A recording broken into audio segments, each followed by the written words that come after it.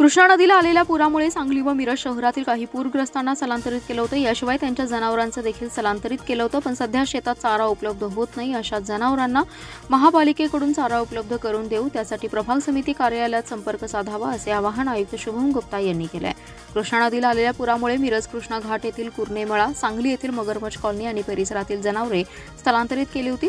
मिरज येथील कृष्णा घाट परिसरातील जनावरे मिरज बाजार समितीच्या आवारात स्थलांतरित करण्यात आली होती। महापालिकेच्या वतीने ओला आणि सुखा चाऱ्याची व्यवस्था मोफत केलेली होती।